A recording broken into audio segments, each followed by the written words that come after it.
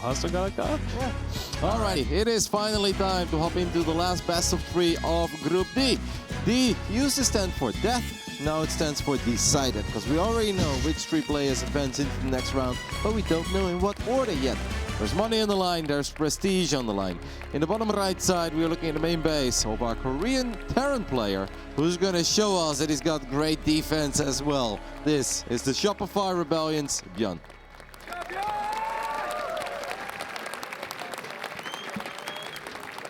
In the upper left-hand side, playing for a bunch of cash right now. Let's see what he can do. Let's see how dangerous he's going to be. In the top left, it's Classic.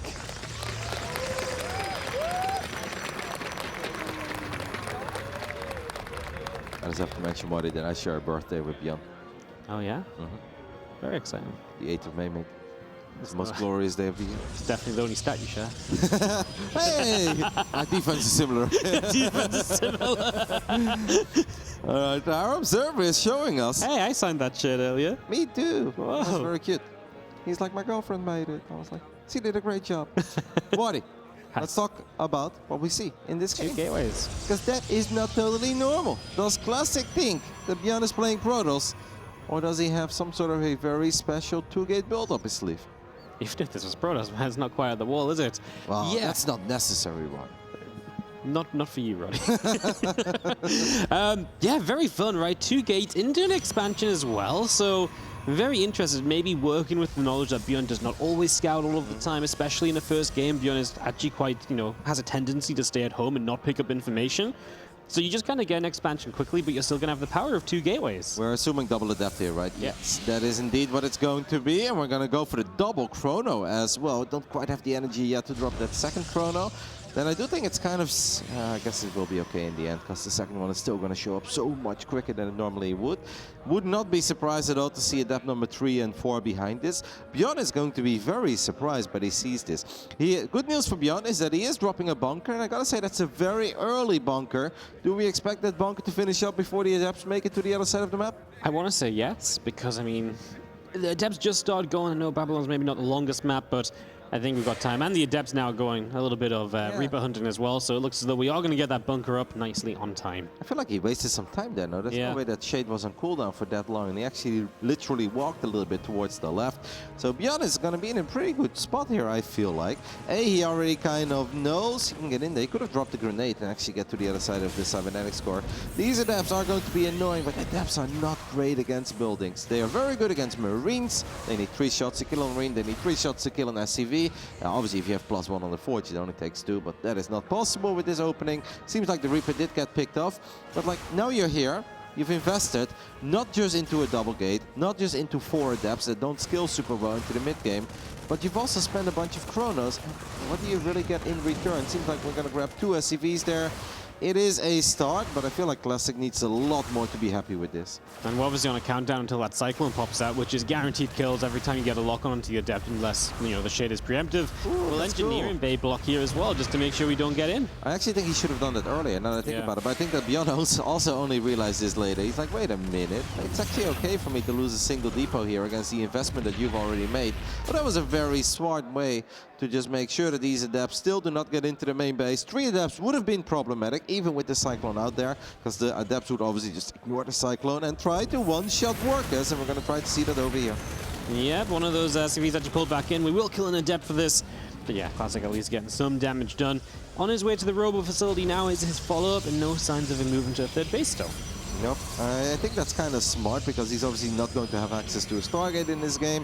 He won't have Twilight Council for a very long time. So I think spreading yourself thin across 3 bases when you have such an immobile army, it's a little bit tricky. And I also don't think he ever got into the main base of ByuN. Like, by the time that he's going to see there is a 3rd CC, he's going to be like, oh, damn it, I probably should have dropped that Nexus. But I really cannot blame him for not doing it blindly, because how on earth is he supposed to defend all 3 bases right now with the very immobile units that he has? No, I mean, it makes perfect sense. The Robo Bay comes up, you do play 2 base for longer, as completely blind as to that 3rd CC. So Classic, not with all the information he might have liked to have had. And ByuN going to be powering up that economy. The extra racks now coming in, so we're going to be taking steps towards that stim pack, and just the phase of the game that ByuN generally loves to play, that mid-game Bioforce, get to start dropping, and just have action pretty much all over the map. Yeah. Even though Classic didn't see the Orbital initially, I guess he did see that the Cyclone was still at home, and that gave him the confidence that he could actually go up to 3 bases now, because ByuN is not moving out. There are a couple of Terran pushes that hit pretty early and are very dangerous. The Cyclone, Medevac, Marine, or a couple of Vikings with Cyclones supported by a couple of Marines. So I definitely understand the concern that Classic has. But hey, now he knows. We're kind of macroing. He's 5 workers up, but it's not fantastic against Triple Orbital. Grabbing a Cyclone for free down the center of the map, that's obviously going to make him feel good. Yeah, I'm going to just mindly like, gave that away for nothing at all, right? So a little upset there. As again, we're just taking steps towards that Bioforce. Colossus is going to go venturing forward as well, so hopefully that doesn't go too far. As Classic just wants to keep poking around. His extra gate's coming online, and he's going to power up a proxy gate as well, man. I mean, he's just not building probes. He starts a couple now. Yeah, this is very interesting. Like, if we had Charge and a Forge, we'd be like, oh yeah, no, this is all kind of standard. Maybe he drops the Temple Archives and he makes a little Colossus Zealot Archon attack. But this is just very old school. Wings of Liberty, a whole lot of basic gateway units and a couple of Colossus. So this is basically where we truly rely on the power of the Sentry. And that's not something we say very often anymore in this matchup, because we always just assume that we're going to see Ghost, or obviously it costs too much gas to really make the difference. But this game is a bit different because of the adapts that slowed ByuN down a little bit. ByuN opening up triple CC and Classic opening up with double gate into a quick robo. I can see the sentries be pretty impactful here actually, and ByuN has absolutely no idea what Classic is working with. No, he really does not, and here is Classic to start poking away at this third base. Just as the SCVs are moving over, ByuN, fortunate he can actually pull those back in time, but this base will take some damage. No way to repair it, and ByuN just not in position at all. Looks as though it should get far enough away. It turns up north. Almost like bait to get into a range for the tank, right? Yeah. Classic was smart. He knew exactly what ByuN was playing around there. ByuN just picked up 2 medevacs full of Marines. His Orbital is now actually taking a lot of damage, and he's going to go down. That was super unnecessary. ByuN had all the time in the world to save it. Now, there is some potential in this double drop. Can we take a look at the Nexus in the main base? There is energy for recall. Already a couple of units being wiped in as well. What just happened, Vardy? That was bizarre. I feel like ByuN was just caught off guard and then just maybe second-guessed his decisions one too many times, right? And just none of it really made sense. He had the time. He had the orbital away. He could have repaired it. He just, yeah. I don't know, it just all fell apart so quickly. That 76 defense looking quite accurate. That was a little bit, no, that was just unnecessary. Of course, there is no tournament life on the line here for ByuN, so if you lose, this is not the end of the world. But we already went over this before we had a minor technical difficulty. ByuN definitely wants to win this series for various reasons. 1, money, but 2, the seeding. As a second place finisher, you always go up against a third place finisher of group A, B, or C. And in second place, we saw people like Dark and Serral. So ByuN definitely wants to get second place. That was a wild and honestly not very great defense. Into the main base we go again with the drop, but Classic now is playing more defensively. Still has these units in the main, preparing to just, well, pull out this defense. And these Stalkers don't have Blink to chase these medevacs down, so the medevacs will get away. But this is obviously very awkward for ByuN, just having to reset that third base. He will get that back online. Obviously now Classic catch up in other ways too. He's getting those upgrades finally coming in for himself. Like, I almost felt when he was floating it towards the top side, instead of just floating it towards the natural way, he would have easily been able to repair it, that it was bait, right? Where he's like, all right, Classic, walk into me, chase it. I'm going to give you the idea that you can kill it, and that's when I'm going to pounce on your army with my tank on the high ground. But then he picked up 60 Marines, flew away, and yeah, there wasn't really any bait. Like, I'm kind of stunned. Yeah. No, it was just such a weird sequence of events. We're going to have ByuN pushing now a little bit, and he does have a slight army supply lead, but you've got to be worried about the fact we've got Charge now, we've got Colossi in good numbers. ByuN's just going to stim up into this though, and Classic a little bit slow to drop the force fields. A little bit caught off guard, wasn't ready for ByuN just to go full ByuN offense into that ramp. Very sexy pickup there on the Immortal, by the way. Got in range to the Immortal, gunned it down immediately. Immortals are super important here in the Protoss army because those are the units that will keep the Marauders at bay, that will prevent the Marauders from stimming forward and getting on top of these Colossus. What's happening with the Zealots? Because we've got Zealots in the main base, Zealots running into the natural as well. ByuN did leave a couple of tanks behind. I don't know if that was on purpose or not. I feel like this is not the prettiest Terran fight ever. Liberators will siege up, but one of them falls. The second one should fall as well. I don't think that was good enough for ByuN at all. No, he's just not got enough power to chase down 3 Colossi. They will just laser him down, and that's the problem. ByuN has to step away, and obviously he's not taking tons of damage to the Zealots in fairness, as the probe drop forces the SCVs to evacuate. Wow. He respected that probe harassing his SCVs more than he did the entire Colossus Stalker army. Look at this probe, man. It's Bro's got a mission. Oh my god, he's finally going to get taken down, baited into the main base. Yeah, he actually did respect that probe more than the entire force, killing his third base. Yeah. He's like, oh no, man, CVs are under attack, get out of here. All right, Blink is finishing up. Don't forget that Classic is working with double Forge, so his upgrades are going to scale very nicely into the mid game. Running into tanks that are well set up and Liberators, that could get a little bit tricky. But I think that Classic just wants to keep this a scrappy game because he's working with these gateways, and Zealots obviously shine the most in games where the Terran doesn't have a moment to truly chill and leave a couple of units behind, get a sensor tower up. Now Classic feels that he's got ByuN on the ropes and he's going to try to end it. Yes, he does, and he is going to start pushing forward here, and well, already a bit of Bio just trailing forward. There is going to be a chance to get a Colossus here. He gets rid of one, so that's the kind of trade you need here as ByuN right now. Tanks and Liberators helping to hold this position, so Classic will not find the opportunity to move on through, and ByuN will live to see at least another fight, but the Prism back in the main, and going to keep this harassment up and keep ByuN at home from counter-attack. I think 2 Marauders is not going to be enough, especially not if Classic is going to go for a big old Protoss warp in. That's 9 or 10 Zealots being warped into the main base. 10 SCVs have already gone down. Do love that defensive positioning. Look at the Marauders soaking up the majority of the shots, and a couple of Marines in between these barracks is getting away a lot of firepower. ByuN is attacking again on the other side of the map. This time around, there's a pretty terrifying army, but where are those Liberators? I would have loved to see the Libs with this push, because if he loses all these tanks, then I think he's in trouble at Disruptor. We're gonna get a big old Nova! No! Yeah, that's a decent connection. Yeah. ByuN is taking so much economic damage at home. Can't stop these Zealots, right? He went across the map, he chose to do that, and that's why these Zealots are so good, because usually they force the Terran home, otherwise this happens. Classic gonna maybe lose an Archon or so, but the Bio's up to the upper right, that's why these tanks look like they're on their own. Swift shot just to avoid some friendly fire, and ByuN getting kills, but at the end of the day, it's just not enough, not with this kind of damage going on the other side. No, it seems like we left the Liberators at home to keep a couple of the SCVs safe, but that's not quite working out. Now, we do have to be careful with Classic and Disruptors, because not once but twice did he blow up the majority of his own units when he was playing against Elaser earlier in this tournament. But this time around, I think he is fine. We do have a good old drop in the main base. That's going to be very annoying. Classic might lose power to a couple of gateways, but I think he's just got too much. His army is too powerful. And I actually like the feedback there on the medevac or two, because that is going to make sure that this push, this drop, does not last forever.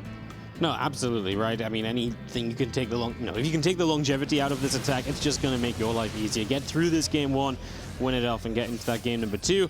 We do cancel this base to the top side, and the probes are actually on a bit of a journey trying to escape away. Of course, ByuN's own economy shattered from the earlier Zealot attack, and yeah, as ByuN messes with his headset for a couple of moments, definitely seems like he is maybe thinking about game 2 as well. Just playing this one out, maybe digesting the loss, figuring out, hey, what am I going to do next time? Save the third CC.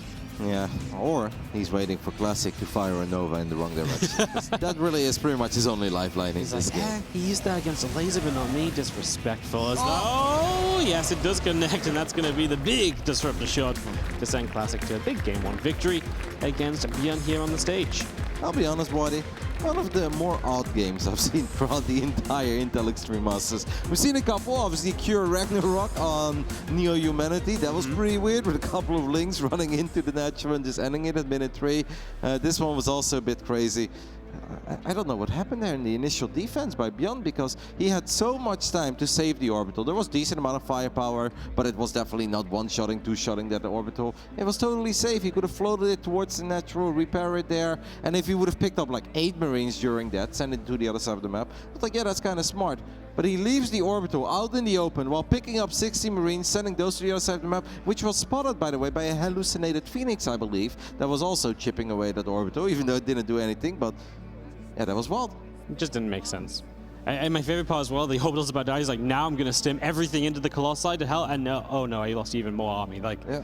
Every part of that was just a little bit off from ByuN. And he, to be fair, after that, he looked better, right? Like, he actually looked pretty good with his attacks. He got a bit he solidified a bit.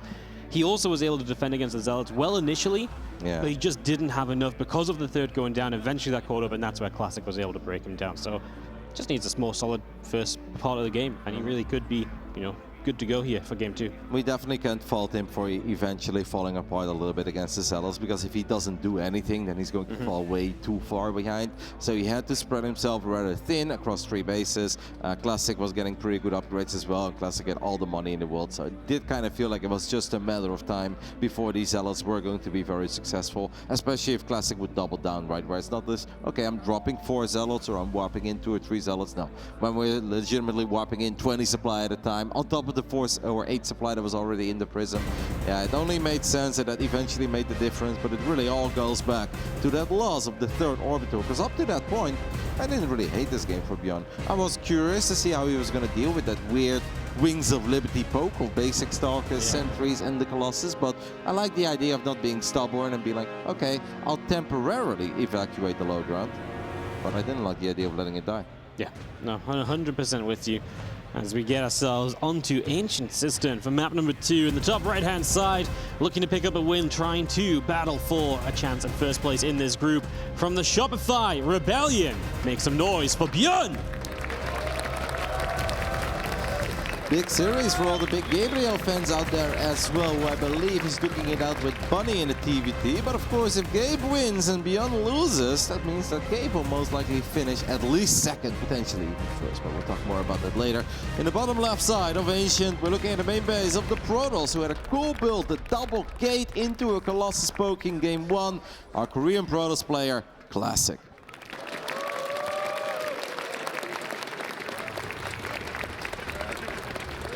Oh, he did. He did, didn't he? Yeah, you mentioned those other games. I believe ByuN's currently leading 1-0 against Gabe and Maru 1-0 against Lambo. So if those scores all stand, even if ByuN lost here, he would still finish 2nd. Yeah, okay. But he can't count on that. No, of course. Much better to just win, you know? Yes, you're right. Obviously, if Bunny beats Gabe and ByuN loses, then ByuN will still finish above Gabe. And obviously, Maru is just going to walk away with this group. And that's kind of what we thought was going to happen, but a bit of a shaky start. Maru dropping his first best of 3 in this group 2 days ago in the TVT against Big Gabriel. Maru definitely set the record straight. I can't believe we're actually starting playoffs in a little bit. Like, we are like 90 minutes away, or even less, an hour away from seeing the playoff bracket, first of all. Like, that's going to be incredibly exciting. And then we're going to do 4 best of 5s. Round of 12 will be played today. We're going to see some Serral, we're going to see some Dark, we're going to see some, most likely, ByuN, Big Gabe. It's going to be good. It's going to be very, very exciting. Any 3 matchups that you've looked at, if you do a little bit of theory crafting? I don't think so, not off the top of my head, for round of 12. Maybe, I'd be excited to see who Time gets, I think. Because Time's been very good this event, Oliveira, depending. He's been signing things this time, so I really don't know. Really? Yeah. Oh, no. I really don't know what we're going to call him, but... Oh, no. Yeah, Time, for me, has, you know, got a very cool chance to get someone cool and a very playable opponent, and his TVTs look great, and it's very possible he gets TVTs. I think that would be nice to see Time get a good match. I would love that as well, because it has been, other than Time obviously advancing, a bit of a brutal day for the foreign Terrans, man. Like, Clem obviously was still absolutely in the running to advance, and the kid has done so damn good in a lot of these DreamHack Masters Europe regional events. So seeing Clem go out, bit of heartbreak. Seeing Spirit go out, obviously a bit of heartbreak after such a phenomenal start. And then Juanito was literally playing for first place in the group, still dropping out as well. It's been a rough couple hours for the foreign Terran scene. Yeah, it really has been. As yeah, we had so much hope going in today, I guess, and yeah, just falling apart a little bit with the Twilight Council coming up from Classic. Switching it obviously completely from the wild start we had last time around. Could be because this map is a bit bigger, right? Or yeah. Maybe he just felt that that's a one-off. It's not something he wants to do each and every single game. I don't know if the Adept were all that successful. I actually think ByuN was in an alright spot because he was a couple workers behind, but he obviously had very quick triple orbital, and that's not something that Classic necessarily was aware of. So I think I would have been completely okay with the spot that ByuN was in before he ended up losing that orbital. We have a Blink Stalker opening this time around from Classic. There is a decent amount of surface area to jump into the main base here. I do not believe that the Reaper was able to see that Twilight Council. I think that's what the Observer was just trying to show us. Nope. ByuN saw a decent amount of the main base. Actually, kind of a cool location information to drop your Twilight. Like, it's one of the little things. You can't do that all the time. But this is really annoying for ByuN, because right now ByuN still needs to worry about oracles. Maybe a Phoenix opening. Is it some sort of a weird robo again? Or is it going to be Blink Stalkers? But he simply doesn't know yet. Even a Dark Shrine is something you have to be kind of paranoid about. He's blind. He has absolutely no clue, and just having to kind of cover all bases, probably just have to lean a little bit into one defense more than the other, and then, you know, that could be wrong. In this case, I think it's fine. He's gone to a tank quickly. Yeah. That is the right call. That's the best call for him. And a couple of racks on the way so he can start those bio upgrades soon enough as well. Yep, it's almost like he's just expecting Classic to be aggressive. Classic does drop a very quick Robo-Bait too, so he's definitely not doing something that a lot of the European Protoss players like to do, and that's just go with a lot of Blink Stalker aggression and be in the face of the Terran. We'll call it the parting style if you want, because obviously parting was, I think, the OG Blink Stalker aggressor for a long time, where he's like, hey guys, why are we not doing this? Why don't we just try to end games early, or at least try to get ourselves economically ahead by forcing the Terran to stay at home?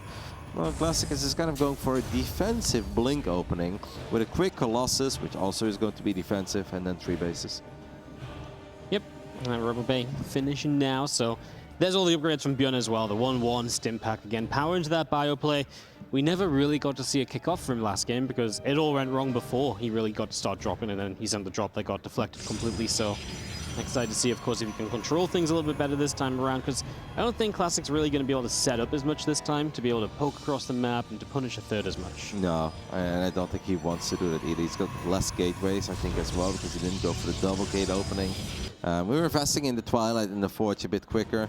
ByuN's economy is once more fantastic, by the way. Triple orbital, non-stop building, 3 SCVs at a time.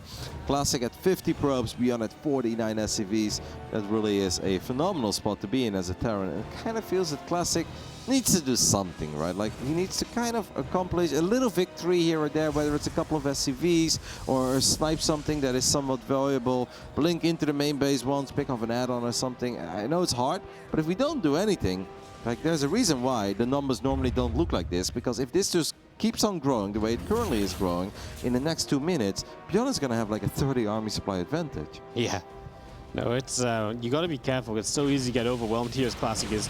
He'll slow the third base coming forward, and he might just hop up into the main base, but ByuN might have a surround. Did he move some units around the bottom? Yep, they're coming. He's going. There is an observer there as well that's going to give him the heads up. Stalkers will one-shot a Marine. And these are the little victories I was talking about, right? You shave off 3 Marines, maybe 4. You prevent that Orbiter from landing. It's not a whole lot. Nothing is going to win the game. But you got to do something, otherwise ByuN is just going to explode in this game. There's the Observer going down, which is a nice catch as well, because now Classic's got a little bit of a tougher time keeping an idea of where things are at. Is ByuN moving out? He has to be maybe a bit more active with those Stalkers to keep that information in his hands. So otherwise, ByuN has maybe a bit of freedom to even just load up a Medevac or 2 as well. When they pop, go across the map, these are things you can do much more easily with that Observer denial. ByuN sets up a double drop, and that's exactly what you were talking about, Wadi. You snipe the ups. Obviously, as a Protoss player, you kind of notice as well. I do believe that Classic just saw it with something. I don't know what. Observer number 2. That's actually perfect, because there's a good chance that ByuN did not see that Observer. I don't know how many Stalkers. We should hide the Stalkers a little bit. Like, you kind of want to put them to the left, invite the Medevacs come in, and that's where you blink forward. Absolutely perfect play there by Classic, giving ByuN the idea that he should go for it, and he might get number 2 as well. He's 1 or 2 hits away. He will not get that one quite yet, but lovely. Absolutely great stuff by Classic there. Absolutely spot on. ByuN's like, hey, are you all in the main base on the right side, though? Because I'm going to come running on this side instead. He goes for the Prism. He's not quite going to get it either, so Classic can keep that alive for some harass. We recall to the left, and now he's actually going to be able to blink forward again, get another Medevac, and ByuN is going to be in a lot of trouble here. He's bleeding out units left, right, everywhere. Is able to evacuate these 7 Marines and that low HP Medevac that was stuck between these 2 bases, but definitely still felt a bit pricey. You did force Classic to use a recall, right? So that's something we kind of have to keep in the back of our minds. Classic cannot make any crazy move-outs right now. And Classic does not have crazy amounts of map vision, so if I was Classic, I would chill for a little, but he probably just feels like, hey, you've been throwing away a decent amount of bio units. I have a hard time believing that you've got Vikings, and if you don't have Vikings, I believe that the Colossus can make the difference here. There is a single tank. Marauders, if they can get in range, are going to be great, but there are Archons, there are Zealot, a bunch of gateways, a couple force fields to worry about as well. Pretty terrifying attack that Classic is launching here towards ByuN. And without Vikings, mate, this is going to get very, very difficult for ByuN. Yeah, no, he's lost so many units, he's had to focus on replenishing those rather than improving his army, and ByuN, I feel like he's not in the greatest position either, a bit caught off going into this battle, and these first Colossi already getting shots off force fields to help dictate where this army can be, and with extra reinforcements coming in, ByuN is just not stabilizing at all. He's got one tank that's kind of good here, and otherwise it's just bio against splash damage. Yep, ByuN investing in +2 attack, +2 armor before going into Vikings, not really respecting these Colossus, and our Terran from the Shopify Rebellion is in all sorts of trouble. Widowmine dealing a lot of friendly fire there as well on the medevac. Do have a couple of Marauders coming in from the top right, that is good, but I just don't think there is enough HP left on this Terran army. Classic is doing a little bit of Warp Prism Micro as well. The Korean Protoss players have been fantastic with their Warp Prism Micro throughout this event, and this one is all over. Classic is going to get a relatively surprising 2-0 victory over ByuN. It will not make him advance into the next round, but picks up a couple extra dollars, and he's showing us that he's damn good and he deserves to be in the round of 24. Yeah, absolutely. Some extra money for him is fantastic, of course, and yeah, ByuN's probably looking at this and thinking, man, at least I'm not going to play a Protoss player later today, because only one Protoss in those playoffs in Hero. He's already seeded through to the round of 8, so ByuN can avoid that for now. After a shaky TVP performance here, Classic has killed the third base, and this is more or less waiting for ByuN to probably stim into an army, die, and GG. What do you make of these the investment of +2 attack and +2 armor before going into Vikings? Is that just stubborn? Is he not really feeling it? Is he not in his zone? Because I feel that almost all Terran players agree that if the Protoss has quicker losses, as GG does get called, Classic gets his second W in this very stacked